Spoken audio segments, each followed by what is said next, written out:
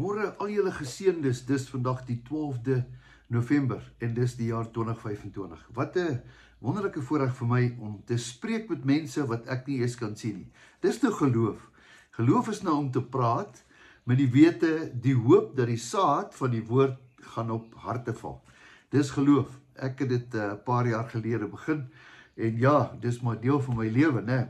Baie keer gedink, miskien moet ek ophou, maar ek doen dit nie vir mense nie, ek doen dit vir die Here. Miskien maak dit net 'n verskil in een mens se lewe. Nou ja, ek wil vanmôre met jou 'n bietjie praat oor 'n baie interessante ding. Ons het al baie daaroor gepraat, dat Jesus kom by die bergpredikasie, dan leer hy die mense. Gaan lees gerus Matteus 5. En dan kom hy by Matteus 6, wat hy dan vir die mense sê, julle moet bid. Julle moet bid. Bid? Here, ons weet om te bid. Ons kom uit die Ou Testament uit, onder die wet. Ons bid tot ons God daar in die hemel. Maar dan sê hy 'n ander ding, 'n interessante ding. Hy sê nee, ons, my en jou se Pappa wat in die hemel is. Kom ek lees dit vir jou. Jy het almal so baie gehoor, maar gaan hom so 'n bietjie deurwerk vir jou. Is jy reg vir hom? Kom ek gaan hom vir jou deurwerk. Hier sê hy, Matteus 6 in die ou vertaling. Hy sê Matteus 6 vers 9. So moet julle dan bid. So as jy elke dag jou Onse Vader bid, dan is dit mos reg. Is dit nie? Want die Here sê mos. En dan is hy 'n interessante ding. Onse Vader, Pappa, wat in die hemel is. Hy Dawie, jy kan nie so van die Here praat nie. Ja, hy is my Pappa, want ek is sy kind.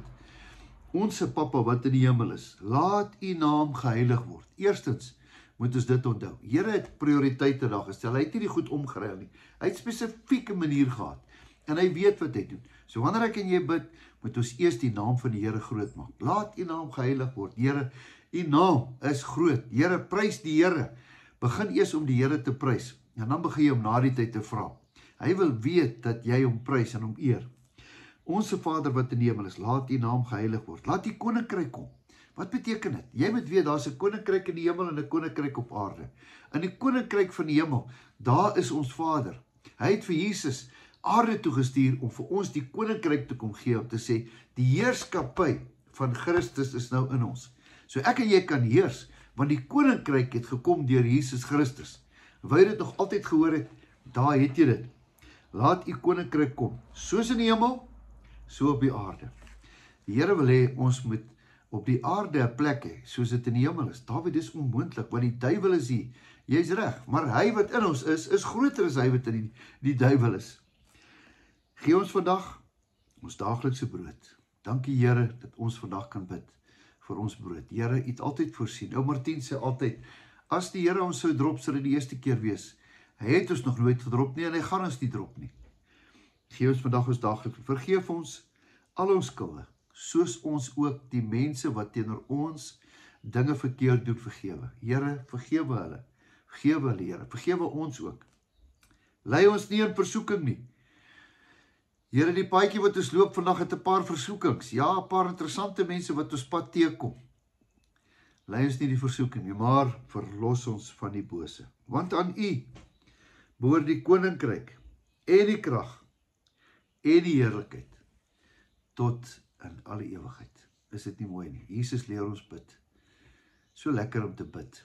Eendag het iemand gesê, jy sien 'n bietjie verder lees, hy sê vers 14, want as julle die mense hulle oortredinge vergewe, so sal die hemelse Vader julle ook vergewe.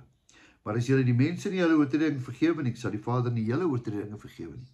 Maar hoor nou hier, en wanneer julle bid, hy sê, gaan na jou binnekamer, vers 5, gaan na jou binnekamer, bid, en so dat, as jy bid, gaan na jou binnekamer, sluit jou deur, bid dit jou Vader wat in die verborgen is, en die Vader wat in die verborgen is, sien jou. Terwyl ek nou hier gaan bid en hierdie ding bespreek, hoor die Here my. So, hy sê eintlik, ons moet nie altyd so bid, dat almal ons kan sien, met die mooiste gebeure nie. Ons moet bid sommer uit ons hart uit, met 'n gesprek. Nou as my kind nou met my kom praat, en hy praat met hoë gevleelde woorde, dan gaan ek vir hom sê, hey my kind, get real man, praat met my, wat is in jou hart? Ag sorry papa, ek het probeer smart wees. Moenie smart wees voor die Here nie. Wie hoekom? Want die Heilige Gees tree vir ons in daar by die Vader.